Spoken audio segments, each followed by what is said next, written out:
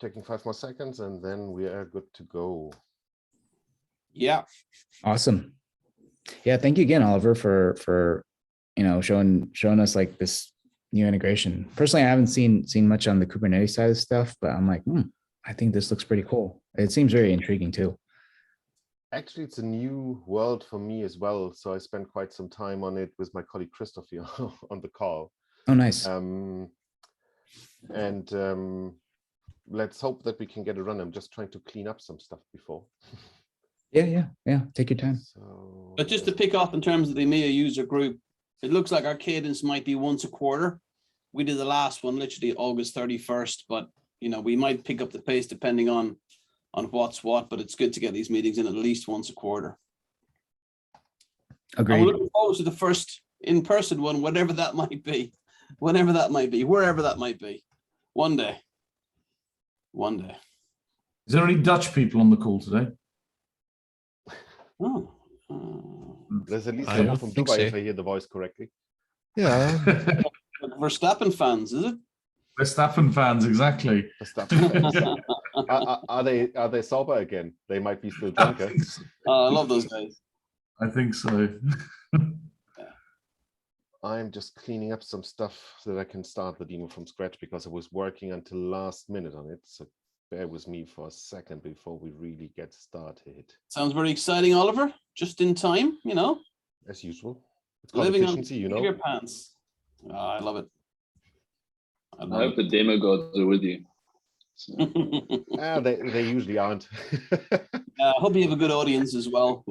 But that's the fun of a user group. It's an open discussion. So if something goes wrong, we blame Ollie and we keep chatting. So we really find the word wrong. Years ago, I got used to that. In the end, I'm the expert in the room. So who should blame me? If I do the mistakes, I'm the one that is allowed to. I will blame you. Fuck off. So just cleaning up the rest here. So there's one more OTel agent that I need to kill, and then we can start. Just wondering. OTel-agent.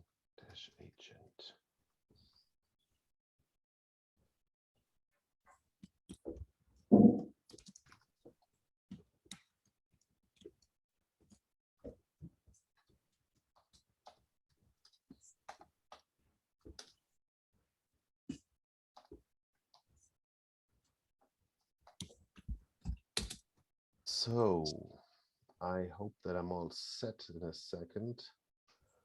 That's all the plans.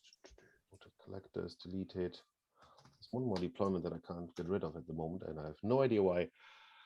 But let's get started. So, small group, let's take a look. First, cool, speaking for the Cribl user group in EMEA. Whoever doesn't know me, Oliver, I'm working as a consultant for a Swiss-based company. Doing lots of Splunk stuff over the last 15 years or 14 years, so more than a decade at least. My good old friend Ali on the call, we're running as well some Splunk user groups and doing stuff like this. There's just my son entering the room, who doesn't know that I have a meeting. Ich habe ein wichtiges Meeting. Nein.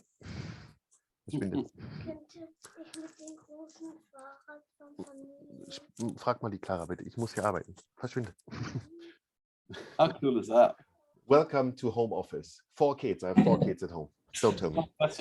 And I'm not a friend of locking my doors. They need to learn, right? So I'm doing lots of data stuff. Usually my normal life, beside being a data 4, I'm an architect, right, for any kind of analytics solution. And yeah, so with Cribl, I'm working now since 2018, which is a bit mad. And recently, Christoph here on the call as well, and me started looking into the overall observability topic, and you can't do observability if you don't look into Kubernetes, and if you look into Kubernetes, you will need to look into opentelemetry. So we came from one topic to the other, and in the end, we spent not only days, I think it was weeks in total over the last couple of months on how to connect a Kubernetes deployment to first, before Cribl brought the new feature of supporting opentelemetry, how to get it into the observability suites out there, if that's Splunk, Datadog, Elastic, Prometheus with Loki and whatever. But then Cribl, of course, came in and said, hey, here's the OpenTelemetry source and destination. So we connected that one. And let me show you what we did. I'm a fan of questions, so jump in whenever you have questions. I'm not the absolute expert on the topic yet, so if you have any corrections, do that. I'm not offended at all. And we take a look. Let me share my screen first. I think that's where we start. Here we go. And you should see my screen in a second. Yeah. Perfect. Got it. Let me put my Windows terminal up there. Let's start with the basics. So where's this hosted? Amazon EKS cluster. Whoever's not familiar with Kubernetes clusters in Amazon, most important thing is, I will just show it. That's how I created my overall EKS cluster. Just walking you through for some seconds. EKS control is a command that you install on your shell in order to orchestrate and operate EKS, Elastic Kubernetes Service on AWS.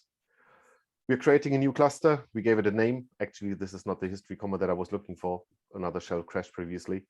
You give it a name. You give it a certain amount of instance or different instance types that you want to run your workload on. So the Kubernetes cluster itself is built on top of EC2 nodes, right? So normal compute nodes.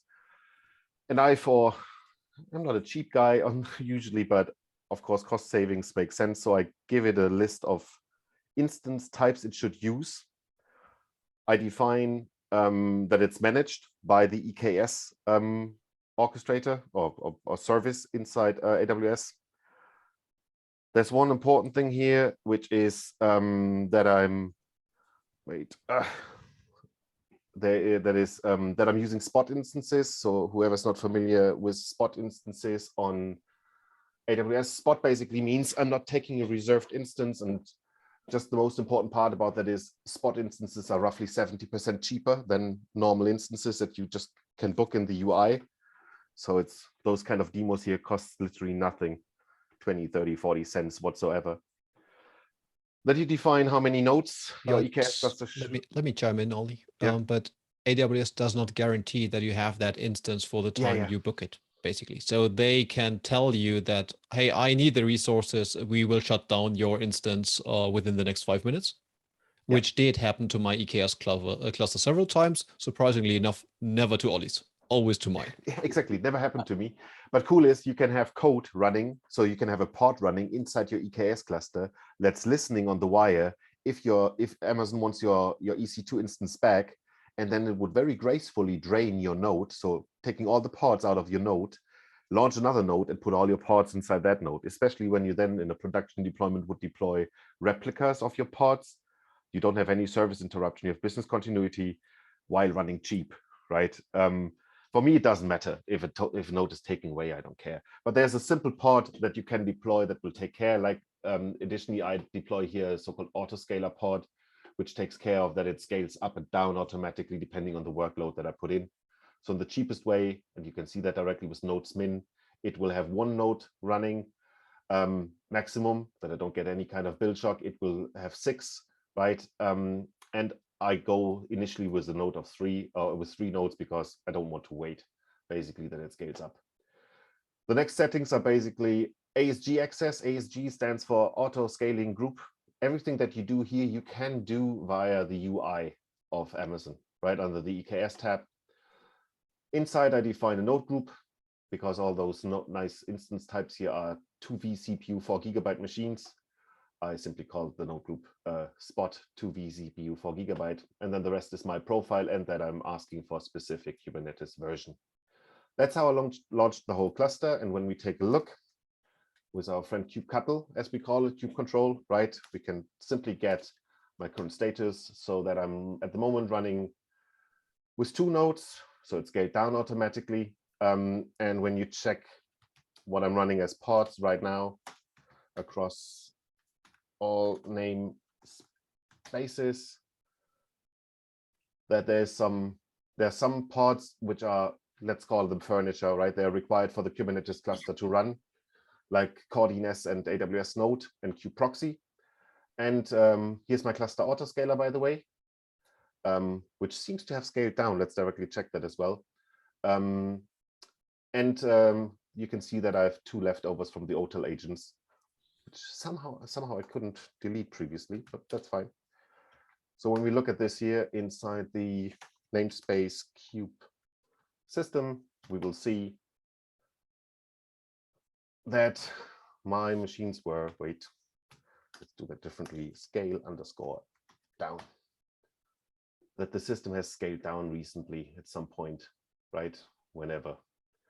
It automatically detects when there's not, here, finding additional 1 candidates for scale down, right? So it scaled down from 3 to 2 nodes just to save some money. So how do we integrate into Cribl? Into Cribl Logstream? That's fairly easy. Let me show you. This is 3.2.1. I think OTel came with 3.1 or 3.1.1, right? But OTel itself is kind of easy to be connected. No, it came with 3.2. It came with 3.2. Absolutely easy to be configured. You just click add new and get that nice screen. You give it a nice input ID, which address to listen on. The default gRPC port is 4317. You can have some more like authentication. I don't need it right for now. And any kind of advanced settings if you want to extract some stuff or how many connections you want to have. It's a demo here, so we don't have huge requirements, but that's all you need to do to configure your source in Cribl. And if we want to look into this, most likely we do not see anything because there's nothing connected to it yet. So how do we connect something? A couple of sentences up front. OpenTelemetry is in a permanent move. It's a dynamic target, and you will find out that while you're deploying one thing, it's changing already. Naming conventions, supported features, exporters. You will find out that there's a stable tree, the OpenTelemetry tree in GitHub, and then there's a contrib tree and the development tree. And sometimes you want to jump left to the right in order to get something working. But the amount of exporters that are supported today is growing massively. You can have an HEC exporter to send directly with via HTTP event collector, etc. But as Logstream is now adding native OpenTelemetry support, that's what we're looking at. And how do we do that? Well, it's not too complicated. So I put that under the, let's start with the metrics agent. So I basically wrote together with my friend Christoph here on the call a very simple YAML file, which is overwriting some of the default settings of the default deployment of a Helm chart for the telemetry collector. And this is my external IP. That's where Cribl is listening on 4317. You see that I set it to insecure, and you see that I just say, okay, export metrics and traces via the OTLP destination. So this is YAML, and the OTLP exporter definition is done here. That's all it's doing. And in order to get that deployed, we just can take a look how to deploy that. It is literally just a Helm install, whatever you call it, my OpenTelemetry collector from the OpenTelemetry Helm chart, the following from the repo, the following deployment itself. And I just overwrite some values with my 1.yaml here. And I want to put that into the namespace, and that's what this -n is or stands for, OTel. Doing that goes quite quick, and that's the beauty of Kubernetes. We can simply directly check if that was successful. Small typo. You should see that my OpenTelemetry collector got deployed 14 seconds ago. And this one is now exclusively responsible for collecting metrics from my system. Let's confirm that.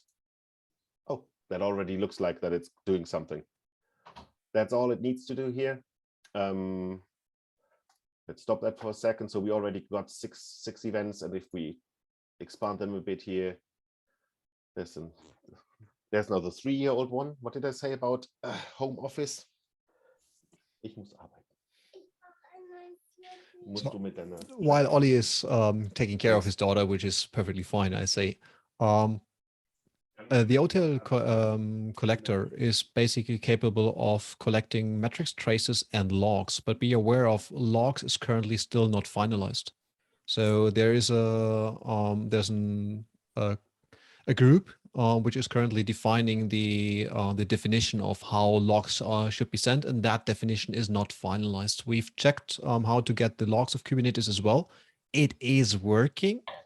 But as Ollie pointed out previously regarding the different branches, it's only currently working in the development branch, and it literally changed every week for me. So once I got it running, it crashed again on the next week because they rewrote the code.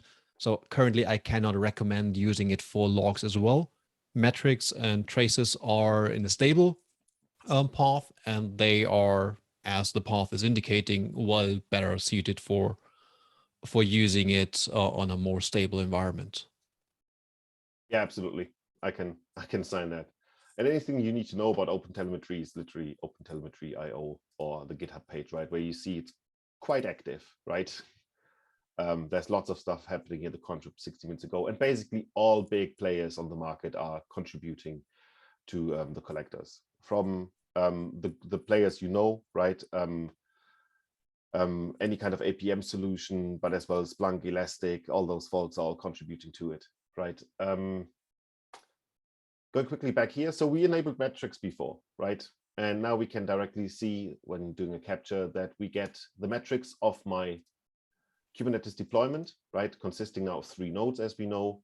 And we see that we have a huge list of different metrics, right? Let's just expand some of them. And you see that it's quite a huge format. And you see here, for example, the description is a total physical memory, resident set size, which has a nice metric name called OTel collector process memory RSS. It's resident, obviously, right? It has the instance ID is one of the dimensions, right? As one of the attributes. And it obviously has a value, right? So my total value of my total deployment here for this instance is, that's, I think, bytes, something like bytes, kilobytes, megabytes, 73 max is the utilization for this service instance, right? Taking all this, you can do, and that's not what the user group is focused today on, you can do with those metrics whatever you want now in Cribl, right? Aggregate them, clean them, rename them, build statistics, and send them wherever your heart thinks they should be. Your Prometheus, your Splunk, your Elastic, dump them to S3, whatever you want. But basically, they are now available in your pipeline for further utilization. And those metrics, just the main use case, what it will be, just to mention that, will be to build aggregations. Those metrics are chatty, and I mean literally chatty. There's no load here on the system yet, right? And if you do a capture with just a couple of, there are quite some metrics coming in. And once you have more nodes and you start having pods on those systems, you will need, or you will see directly the demand of just building something more intelligent. And this is just the basic set. We haven't enabled disk metrics, for example, network metrics. This is really just CPU, RAM, and what else was it? Let me check. Do less on one YAML. There was a default. Whatever the default was. But there was there will be more metrics. Whatever you want to capture that you can capture in the near future. Then as a next step, because we are not only interested in how's our Kubernetes deployment, our cluster doing regarding its metrics, right? We are interested in getting some traces. And for the traces, we will use another OpenTelemetry agent. We could use the same theoretically. So that's basically because of how scattered configurations and development is happening at the moment on those branches on GitHub. We have decided to run 2 different agents right now, or 2 different deployments, as Kubernetes would call them, because we couldn't simply get it to run in one. It should be possible. We just didn't have enough time today. So how to deploy the collector in order to receive traces is not too complicated as well at all. Looks a bit bigger here, but is not too big. Whoever's not familiar with YAML files, and Kubernetes manifests, etc. This is not complicated. So this here is a config map that is opening or creating the OTel collector that can receive traces from any kind of instrumented source code, right? Wherever there's, and the OpenTelemetry website and GitHub site websites deliver you, I don't know, dozens of different SDKs for any kind of language, right? From Ruby over Java to .NET and Brainfuck, whatever you want, it's there. And what we have configured here for the time for now is, and you see that we've been playing around with the same configs earlier. We have configured 3 different exporters. So under the exporters here, we have configured 3 different endpoints: OTLP, OTLP number 2, Datadog, and OTLP number 3. In our case, just for the Cribl Logstream user group today, we said, hey, the OTLP number 3 is all we need. This is again the IP address of my Cribl Logstream instance, which is again configured as insecure. That's fine. TLS is supported with lots of subsettings. And we are connecting here under the service section. We're saying, okay, we're loading some extensions, but we're having a pipeline that says, okay, anything for traces that is received via OTLP goes to the OTLP3 exporter. And there are some processes in the middle. That's how OpenTelemetry in itself works, to do something to the data itself. And we have enabled the same with metrics, but this year we couldn't get to correctly work. That's why this year is really focused on the traces. This is all you need to do in order to launch an OTel collector, which acts as a kind of gateway, right? So everything that your code, your different deployments, your different pods are generating as traces, and the same will apply to logs at a later stage, right? As Christoph mentioned, logs are, let's say, kind of unstable. Too many things are changing. I wouldn't rely on the log collectors yet, but that will come very soon, I guess. Then it will be just another service here that is called logs, and you say, okay, logs, I want to receive them as well via OTLP, and I want to send them out via OTLP that I've configured over here. And that's basically all we need in order to deploy now a new OTel collector, which is simply kubectl apply -f OTel collector YAML into the OTel namespace.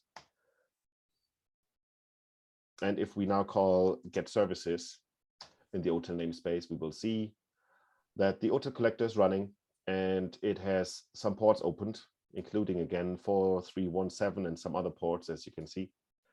And for the demo, and Chris and me have been using this quite widely and extensively over the last couple of weeks for different folks.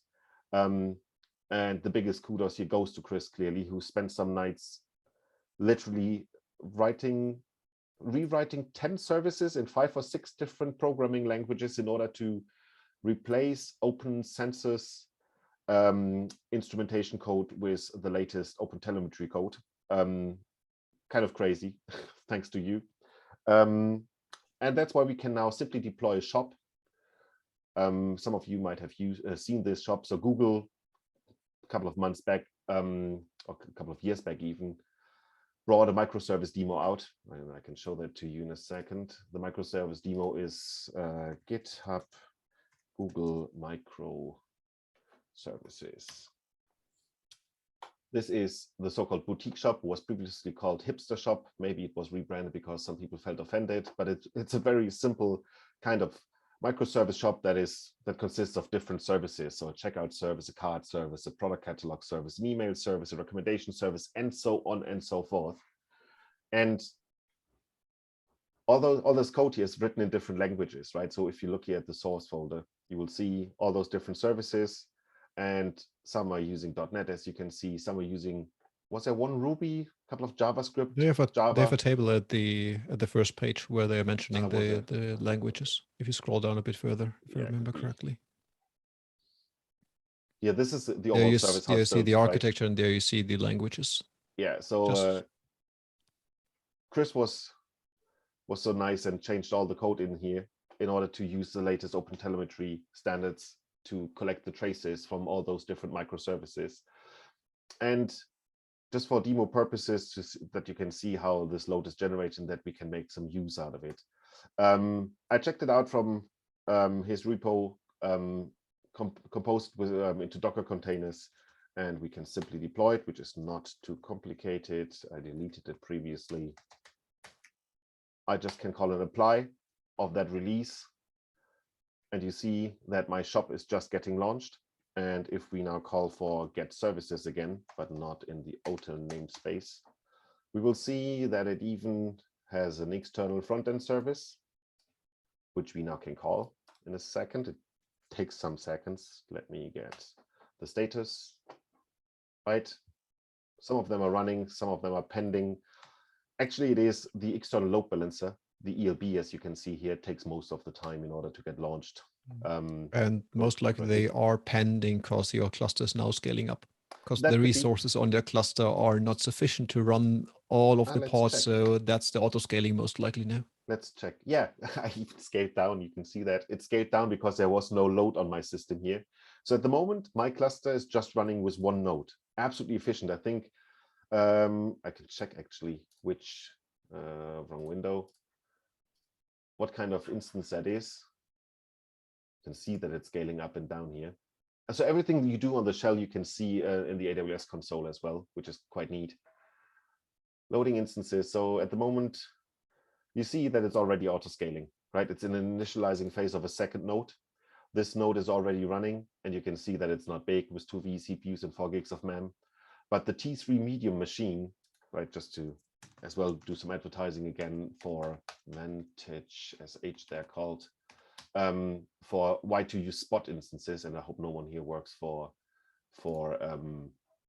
Amazon. Come on, give me the, usually you can search in here. Ah, here we go. So I'm running it at the moment on a, what was it, T3 medium while it's scaling here. And the T3 medium, because usually if you just click it on or enable it via the web interface, something like 4.8 cents an hour.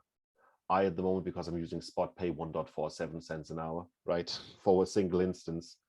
So if I run 4 or 5 of them, it's not the biggest bill at the end of the month. I think it's scaling. Let's check. It's still initializing. While it's doing that, we have 2 quick looks. One is we take a look at the logs of my cluster autoscaler. Here it is, just to see that it's scaling and why it's scaling. It's quite interesting. Scale up. Right. So it thought it for 3 minutes ago, roughly, it thought, okay, best option to resize this one, estimated 1 nodes needed. Final scale up plan is scale up from 1 to 2 up to maximum 6 instances. That's why it's doing right now. So if we call nodes again, we should see, yeah, it is there, which means that all namespaces call should get us from pending into running, which means now we have enough resources hardware-wise in order to cater for our shop and anything else we run on that Kubernetes cluster. And if we call services again, we will see the external ELB address. And hopefully, if everything runs correctly, we will see that we can have a nice hipster shop running. Here we go. That's our shop, right? Which we just deployed. And I'm just, why can't I just find the chat box now for you guys? Interesting. Because I'm in a screen share, most likely, that's why I can't. Here we go, chat. Feel free to browse a bit, right? Because you will create some traffic on it. It's really accessible. But you see, this is a full-blown shop, as well as it was written here, right? You see, there's a front end. Product catalog is called. The recommendation service shows something from the product catalog. The front end shows you the currency changer at the top. You can check out from the front end the different items and pay for them. The shipping service and the email service are notified. And this is basically how it works, right? So you can add something to your cart, fill out your address, click place order. And we just completed an order and bought, what did we buy? Whatever, right? And all this data is now captured. And as we have integrated this already into Cribl, we should be able to see immediately that all this data is coming in, and you see it already here. this is just spans, because traces are nothing else than spans, right? It says one function of microservice A called one other function of microservice B, right? So going back here for a second, the product catalog, the checkout service called the product catalog service for the price, right? Or the checkout service called the currency service to understand if it needs to do any currency conversion, and all this kind of stuff is all in the code. And you can see if there are any bottlenecks, right? In an extended observability demo, what you could do is you could use that with different tools of choice out there, right? From Datadog to Splunk, etc., and Elastic, to drill down and understand where maybe you just had a product deployment, right? The development team of your shipping service just updated their service and that's why it's broken, or you have a sudden delay or whatsoever.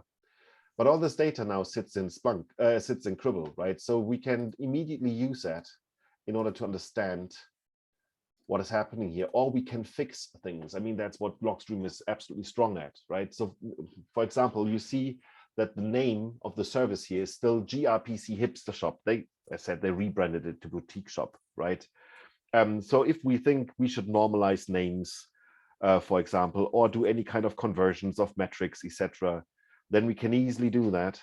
Or if we think any kind of credit card payment that we see, that we should send that to a special destination. I mean, typical Logstream use cases, right? Intelligent routing on data. Every credit card payment that it's doing, hey, send that to security, just that it's safe somewhere else, not only in your Splunk environment, not only in your Elastic environment or whatsoever. Or that you say, I want to see if a product cannot be loaded, then the content team of my online shop should be aware. So you can all do all these intelligent routes, which are based on the content. And there's one step missing here, which I wasn't able to finalize today, which is, of course, Logstream is not only able to read the data, so get the data in as a source, but you can as well, obviously, send opentelemetry out, which I didn't manage to do today. I think I will be in the next couple of days when I find some minutes. But basically, you can, instead of just saying, I want a source, I want a destination, I call it opentelemetry. Where is it? Here we go, right? Just say, I want another endpoint, which is a gRPC endpoint 4317, right? Cribl is just a man in the middle, basically, right? And then you can send it on like you would integrate this demo shop directly into Observability Cloud, directly into Elastic, directly into Datadog. You hook Cribl in the middle, do whatever you need to do, enrichment, routing, filtering, drop all the stuff you don't need, the buggy code that sends you all those traces, which are absolutely wrong and don't make any sense. Drop it and then send it on, right? So this is just another missing step that I didn't complete today for that demo.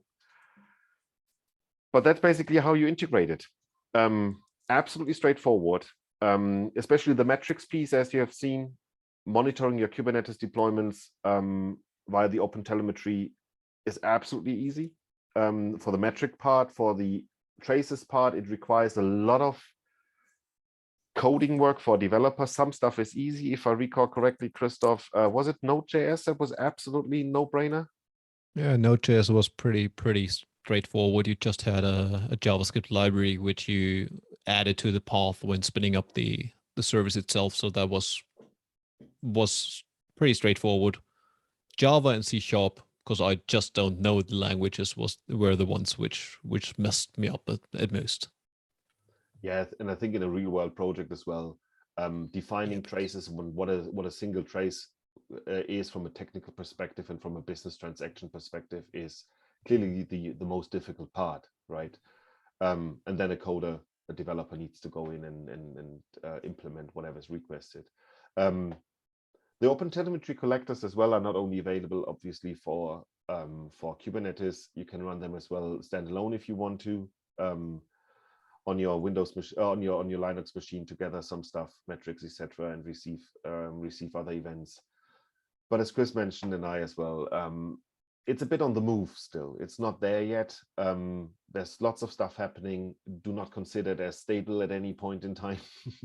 Until it's announced, until it's not announced. So especially we worked partially in our YAML file files with a release tag called latest, which is a dumb idea because it keeps changing and stuff is not working anymore. That made it really complicated. Questions? Wow, that was pretty damn good. That was awesome. Awesome. Thanks for opening that page, Ollie, because I wanted to have an open conversation with the audience. Because one of the thoughts I haven't made up my mind yet. But you need to understand the OTel or the OpenTelemetry, how it's working. As Ollie pointed out, you have the receivers on the left side. In between, you have processes. On the right side, you have exporters. And the processes in between, at least partially, are capable of what Cribl is doing. As you see, there's filtering. One of the points Ollie showed was based on memory consumptions, they filter out events. There's even aggregation capability and stuff like that. So the processes on the OTel collector can do some of the topics Cribl can do.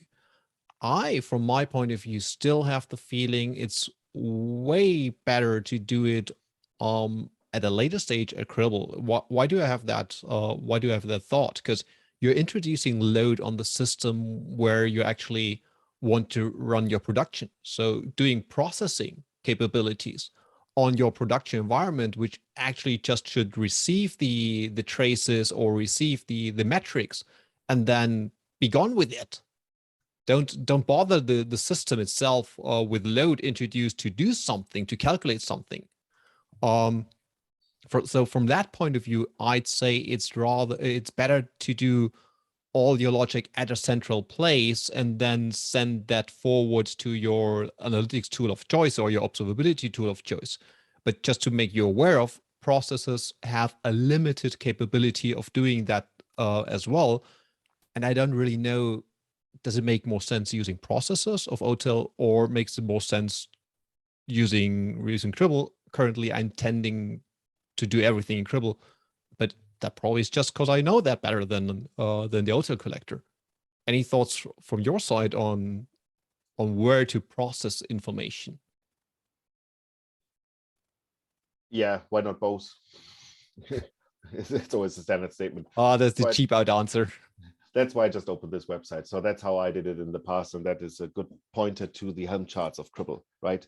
So why would you implement something in code or cryptic configurations if you can have a nice centralized UI available where you deploy a worker group or a single worker even into your Kubernetes environment, into your Kubernetes cluster, being centrally orchestrated by the leader that sits maybe on a static leader, right? Not a Kubernetes leader. You have a static leader somewhere in AWS or Google, GCP, wherever. But you just very simply deploy Logstream into your Kubernetes deployment. And that's absolutely straightforward, just to be clear. I've done that a couple of times. It is as simple as you can see it here, right? So I have the repo here already added, and it's just you do a Helm repo update. I think I got it already because Steve Leach was just recently updated to the latest one. And then it's, as you can see here, deploying a leader is just this here. It is literally just this. So you see that this Helm will install the Logstream leader from the Cribl repository, the Helm repository, and it's called Logstream leader. It creates two different groups, one for the first worker group and one for the second worker group. That's where you see the tags again. You set any kind of cryptic token for security reasons. You set an admin password. Optionally, you can directly give it a license if you don't want to fall back to the manual license here, right? And in that case, it's absolutely straightforward. And let me quickly check if I still have that in my right. Simple as that. That would install a leader. That's all you need to do. You just say Helm install Logstream leader, Cribl Logstream leader, set some configs, set a token for the interconnectivity, set an admin password for the front end, set some license, that's a try license here, and put that in the space logstream, which I don't have yet, kubectl create name space logstream. Here we go. And if we now logstream dash leader, if we do this now, it's deploying us Cribl directly into the Kubernetes as well. So coming back to Christoph's question to the audience, what I would do is I would have my workloads in the Kubernetes. I would deploy where required, not generally, right? We always need to think about what we're doing, but generally think about if it makes sense by the data volume, the data sensitivity, my compliance rules, etc. If I should not deploy a worker group into the same Kubernetes cluster that my data is originating at, wrangle and dangle it, whatever I want to do with it, and just send out what I require. As said, centrally orchestrated, no config files, the simple Logstream UI as we know it and like it, right? And with all the tagging, and you see those tags here, right? How you do Cribl worker group mappings, you can simply tag who's coming into your Logstream leader and wants to register. So that's absolutely straightforward in order to get something running. And just to complete that here for a second, Christoph, feel free to take over for a second. Just want to show you the web interface for a second. Totally agree on that one, Oli. Just had a thought because, yeah, I'm now getting familiar with the OpenTelemetry YAML syntax, but it's still messing. I'm still messing around with it. I'm still not confident enough to writing processes and all that stuff. So even it is absolutely complicated. I fully agree. For me, it is at least. For me, it is. So yeah, you're right. Why not run Cribl on the Kubernetes cluster as well, and leverage the tools that you have in place? Yeah, definitely agree on that one. So at the moment, there's no front end exposed by that service here. So what we can simply do is we can use that nice of a command here and just say, look, we want to connect to our Logstream leader, which we do like this. And we say, this is the Logstream leader instance that we have. And we're using, standard ports, I guess, right? So 9000, 9000, done. And now we can open this one here again. You forgot namespace. No. You forgot namespace. Yeah. Sorry. -n Logstream. Something you get used to, or not, like me. Here we go. Right now we have a port forwarding and can use localhost 9000 Cribl Logstream admin. And what was the password that I set? Code rules, of course. Here we go.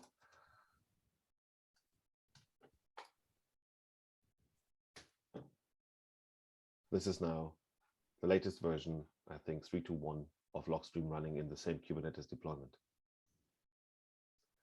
I wouldn't deploy a leader necessarily here, but a worker makes absolute sense. Just imagine auto scaling of workers in a bigger Kubernetes cluster. Can't be easier. Using 2 nodes when 2 nodes are necessary, and using 50 when 50 are necessary. And the underlying nodes itself are scaling out automatically depending on the CPU requirement, right? And on the memory requirement of your cluster itself. So that's pretty perfect. That might be a user group topic on its own, to be honest. Yeah. Happy to discuss that at some point. Maybe in person at one day. Yeah. Oh, yeah. Oh, yes. That's awesome. Bloody awesome. And I said, play around with it. It's not that complicated at all to configure something to send data from Kubernetes using the OpenTelemetry collector into something like Cribl and do something with it. Just had a flashback. Before 3.2, or before the integration of OpenTelemetry as a native source, we had that idea already previously. You remember that one? We did it.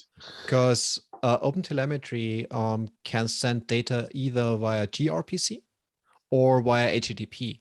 So we came to the idea, why not use HTTP? Because HTTP endpoint on Cribl is pretty easy to open. If you get that HTTP data via hack, as Ollie is currently navigating to, and get that into Cribl, the format, if I remember correctly, of the events is not as good or as pretty as the gRPC. So the context, the event, how it's enriched with the dimensions, with the additional attributes, it's way easier to use the gRPC based integration Cribl is now providing than using HTTP event.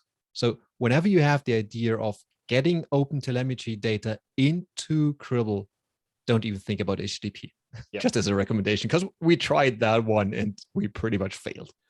Yeah, but coolest as well, that means if you look at all those exporters, right, in the contrib tree here, and that's not only exporters that you can look up, you can as well look at receivers, right? Deploying the collector, the OpenTelemetry collector into your Kubernetes cluster, right, for your Kubernetes workloads, you're not forced to speak internally all the time gRPC.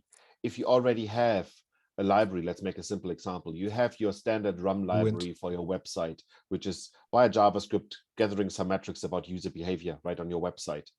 And it's usually it would just post it via an AJAX call, HTTP AJAX call to stuff like Google Analytics, let's say, right? Whatever. You could connect it as well into your OpenTelemetry collector and then send it out, right? Because there's a receiver that says, hey, I can understand HTTP, right? There's lots of stuff. Here's a JMX receiver. Why would you send out of your Kubernetes cluster something from JMX to some JMX receiver somewhere? Send it, and that's cool. You get a, and we haven't tried out all combinations, obviously, but just imagine, let's stick with that JMX, and I haven't thought about that before. We all know good old JMX from Java. Get all your MBean information from your deployment inside your Kubernetes, send that to the OTA collector, and then you have a central gate into Cribl. Can't be easier. Yes. So the collector point of view, absolutely, is pretty awesome. Any questions?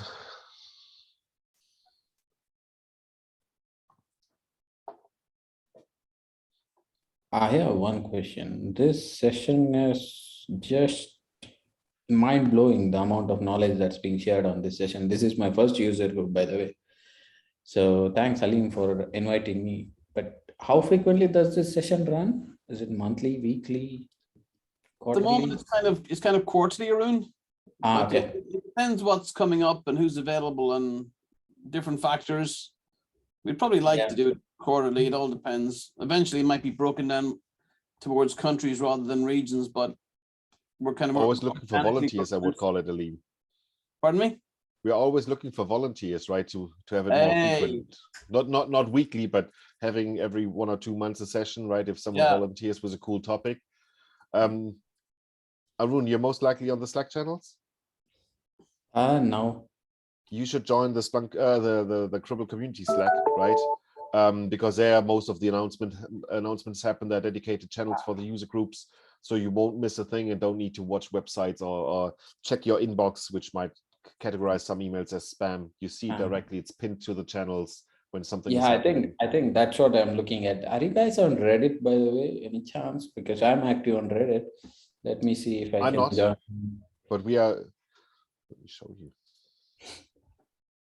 So that's why usually we hang around. That's ran. Yeah, there's a monthly global session, and there's a Cribl calendar as well. I'll share them to you afterwards. Yeah. So that's where we basically hang around, right? Slack channels. Nice. And that's where you get all the information. And coolest as well, you can learn a lot because there's so many people with common problems, right? That even if it's not your problem yet, you might have read about it already and know where to find it. That's quite handy. True. For sure. I think me and Ash, we were in an engagement in my previous company where we reduced like 98%, 99% of the storage using Cribl. I think that was when I was introduced to Cribl. Awesome. Cool.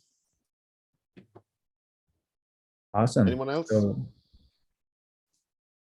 No, then it's you, Victor. You wanted to say something. Oh, cool. So yeah, sorry about that. I was going to mention, many thanks, Oliver, for a very, very Pleasure. informative, like in-depth. I'm like, I don't know, like 90% of what you just showed, but I'm gonna pretend I did and tell my wife about it and look smart. Don't tell your wife, tell your colleagues. His wife is his colleague. Oh, that's not a good situation. Thankfully, no. My wife is not my colleague. My wife is my boss. I mean, boss. There you go. The wife in my household too is the CEO of the household. Yeah. But I am the CFO, so control the money. But anywho, just wanted to thank you all for joining. And as is tradition, we do have a swag raffle. Oliver, do you want to at the very least show our gratitude to you for stepping up and presenting this? So I'll coordinate with you in Slack DM like your address so we can like mail you swag and stuff. I think Aaron has my contact details and Rachel as well anyway. Okay, cool. I'll touch base with Rachel as well to see like what swag we have, because I know we ordered a bunch of new stuff recently. So yeah, I'll double check with Aaron and Pi as well. But I need a goat hat for Carnival, Hey, that's actually a good idea. I don't know if we Victor, actually talked about it. You definitely have to send out more swag to Ollie, because the hoodie he's wearing is not appropriate for a Cribl user group. I was looking at it. Yeah, come on, I can't change it. Wow, Ollie. But I have dozens of stickers of Cribl. Oh, there we go. And t-shirts, and I have somewhere even a hat or something. We'll work on the goat hat. We just I feel like that had to have been like an idea we discussed internally, but like we just haven't gotten there yet. But I do know we have a bunch of new swag that we're rolling out. So anywho, without further ado, so Ralph, you're right. I had the same issue. As a side note for you, Victor. Gotcha. Yeah, so that was the weird thing, because like, so the calendar, so I saw it on Friday. Just apologies for any confusion from our side. Like I saw the event was listed on Friday, and then I was like, oh, cool, and then I saw this morning it was not listed, and I had copied it again to the community calendar, and then somehow did not make it. So I'm not sure what's going on. So many apologies, Ralph, for like not being able to like, and also Slack was not working because I tried to tag the channel at here. So yeah, sorry about that. But hey, you joined for, swag time. So, it's like, hey, good timing, Ralph. But anywho, so actually 1 second, Ralph, let me add you to the. I didn't know that there's a dice roller built in Google now. Yeah, I was surprised. I saw that last time we were doing this, and I was just like, oh, okay, Google, like, all right, I see what you did there. Okay. Usually we have Eugene rolling real dices. Yeah, exactly. No, wait, did Eugene drop? Oh, Eugene's No, still- Eugene's still here. To roll real dice, I can't. Yeah, come I on, just have to go. let's keep tradition. Yeah, let's do that, Eugene, if you Well, don't mind. the problem is I just came back from the con, so my real dice are in my dice bag, but I can run down and get them. We don't want to burden you with like, Exactly. having a- So you keep talking. I'll be right back. Okay. I mean, it's those extraordinary situations in life. Have you ever met a guy who's literally told you, I have a special dice bag? That's true. That's true. Come on, you've met Eugene, didn't you? So yes, you Yeah, did. of course. But hey, of course I have a dice bag. Okay. That is impressive, to say the least. That is true. That is true. Yeah, but the amount of different dices Eugene have, Yeah, but he's as that's playing even all more these kind of impressive. fantasy games. That was isn't quick. he? That was quick. that was Alright. definitely was really pretty quick. Wow. He's got several How many- dice bags. Just a question before we start. How many different dices do you have, Eugene? Nice room. Hundreds. Hundreds. So at some Hundreds. point, I have a picture at PAX East. I I just think have one. they had the carafe, so you could get just a whole carafe of dice, and we did Wow. that. So that's Wow. the main supply, and then the rest is kind of different sets. Nice. Okay. That's impressive. So how many people do we need? So we need 6, Eugene, if you do us the honors, please. And I have on a separate spreadsheet listing everybody's names out, except for like, the hosts and stuff and Cribl people. Sorry, Eugene. Yeah, no longer eligible. That's it. And my new employee swag is still out of stock. What? Oh my Yeah, God. I know. Seriously? It's ridiculous. Holy shit. I'm All sorry. right. Yeah. 2 reasons. Cribl is growing too fast or China can't deliver. Both. Both. Yeah. All right. Let's see what we got. I'm gonna have to tilt the camera because I'm the iPad right now. But we have a 5. Ooh, 5. Okay, let's see. Who's the lucky winner. All right, Marcus. Marcus is not here. No longer in the call He anymore. was. He was in the call. Yep, and he dropped. Eugene, can we roll again? Yep. It's a 4. It's a 4. Okay. Oh, Ooh, there we go. Kurt. Oh, and Kurt dropped too. Damn. Shit. Okay, let's roll again. Sorry, Eugene. Should I get a D4? No, it's fine. A 6. Oh, Ralph. Yeah.